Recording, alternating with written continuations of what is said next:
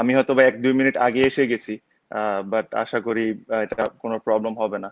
তো আমি আর সময় নষ্ট না করে আহ, আমি ওকে ইনভাইট করি আর ওর সাথে আমরা কথা বলা শুরু করি। মিনাস, প্লিজ যদি বিরাট ভাইটা যদি একটু স্ক্রিন আনোস। হাই বিরাট ভাই, how are you? Hi Tamim, I'm good. How are you? I'm good. How's family, Virat bhai? How's bhabhi? All good. Family is good. I hope your family is all safe and healthy also. I know it's all Yeah, yeah, difficult there, but yeah, God's been kind. We yeah, are all okay. We're all safe. Yes. yeah. So Virat bhai, firstly, how's the Indian situation now? India में कैसा हालात है अभी? India situation better हो रहा है धीरे धीरे सब प्रोसेसेस जो है वो एक सिस्टम से आगे चल रहा है थोड़ा टाइम ऑब्वियसली हमको चाहिए था सब चीज़ों को स्ट्रीमलाइन करने के लिए लेकिन प्रोग्रेस अच्छा चल रहा है काफ़ी कॉन्फिडेंट हो रहे हैं लोग धीरे धीरे कि चीज़ें वापस रिज्यूम होने लग जाएगा नॉर्मल चीज़ें लेकिन मुझे ऐसा लगता है कि सिस्टम्स आगे काफ़ी चेंज हो जाएंगे हर जगह तो हमें ये जो कंडीशन है ये जो सिचुएशन है उसके साथ रह के ही चलना पड़ेगा आगे बट आई थिंक सबका एक स्लो प्रोसेस है जो हम लोग भी बहुत रिस्पेक्टफुली फॉलो कर रहे हैं और बहुत ज़रूरी भी है क्योंकि सिचुएशन ऐसा है कि हम लोग कोई भी इस चीज़ को लाइटली नहीं ले सकते बट धीरे धीरे हमारा जो केसेस का रेशो है डबल होने का वो भी धीरे धीरे इम्प्रूव हो रहा है तो अच्छा ठीक चल रहा है अभी और उससे उससे ज्यादा हम कुछ बोल नहीं सकते हैं इस टाइम पे क्योंकि एवरी डे आपको देखना पड़ेगा कि सिचुएशन कैसा अनफोल्ड हो रहा है but so far it's fine yes Thank you, Virat bhai. So Virat bhai, I've got a lot of questions, yes especially from all my teammates and from me as well. So they all want to know something about you, all cricketing related. हाँ So I'll start with I saw you first in 2009 in Sri Lanka when you played your first game, hmm and then in next 2-3 years you looked a hmm totally a different batsman. What did you hmm do in those 2-3 years that changed you completely as a batsman?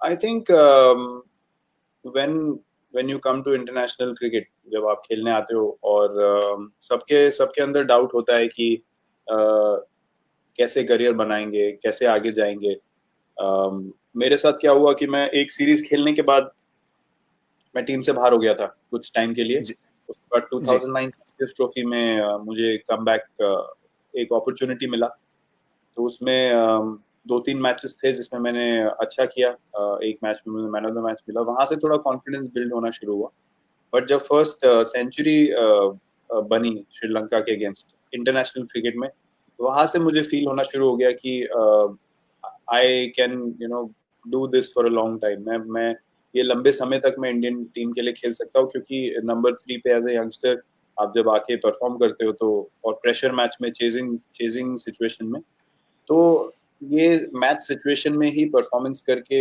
Change हो सकता है आपका mindset लेकिन वो performance करने के लिए भी आपका एक प्रिपरेशन जरूरी होता है आपका एक माइंडसेट जरूरी होता है कि अगर एज अ यंगस्टर भी मैं जा रहा हूँ मैच में जो आजकल भी जो हमारी टीम में भी यंगस्टर हैं उनसे मैं यही बात जी, करता हूँ रेगुलरली कि ये मैटर नहीं करता है कि सामने वाले प्लेयर ने 150 मैच खेला या 200 मैच खेला अगर आपका माइंडसेट उस दिन पे अच्छा है तो आप उससे अच्छा परफॉर्म कर सकते हो आप मैच जिता सही सकते बात, हो चाहे आपका वो दूसरा मैच है या थर्ड मैच है उससे फर्क नहीं सही पड़ता है बात, तो ये मैं सही हमेशा बात, से सोचता था अगर मोर एक्सपीरियंस प्लेयर आउट हो गए तो मैं ऐसा नहीं फील करता था कि अब मुझसे कैसे होगा मैं उसको अपॉर्चुनिटी देखता था कि अगर वो नहीं कर पाया और मुझे कॉन्फिडेंस है तो मैं कर सकता हूँ तो आई थिंक अपने अपनी एबिलिटी में एक कॉन्फिडेंस रखना बहुत जरूरी होता है और आप किसी भी सिचुएशन को डिफरेंट वे में देख सकते हैं अगर दूसरे लोग उसको नहीं देख पा रहे पॉजिटिवली और आप देख पा रहे हैं तो आपका परफॉर्मेंस डिफरेंट होगा आप मैच जिता सकते हैं तो ये चीज जो थी मैं रेगुलरली प्रैक्टिस करता रहा और वहां से फिर क्योंकि आपका एटीट्यूड सही होगा गेम की तरफ तो गेम आपको रिजल्ट देगा तो मेरा सिंपल सही बात, प्रोसेस था मैं जाऊंगा और मैं टीम के लिए खेलूंगा कुछ भी हो जाए और जिताने की कोशिश करूंगा उसमें परफॉर्मेंस होता रहेगा अपने आप अच्छी बात है बट टीम को जिताना मेरा मेन एम रहता था हमेशा से सही बात है, सही बात है. Thank you, Virat bhai. That means a lot. The next question is from me. I want to know this. Okay. हाँ. So when I saw you first, your stance was like you used to stand still and then play your shots. Now you're a bit different. Now you do the back and forward thing. Okay. Hmm, But hmm, I am very still. So a hmm, lot of coaches have spoken to me about this. Some have advised me to try back and across thing, but I've never been that comfortable. Hmm. I wanted to know why did you change from standing still and then going back and across now?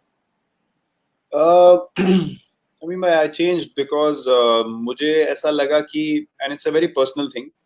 I felt like I wanted to play all over the ground और उसके लिए I felt कि जो static position में खड़ा होना stance में मुझे ऐसा लग रहा था कहीं ना कहीं it was making my options limited कि एक तरीके से ही मैं गेम को खेल पा रहा था.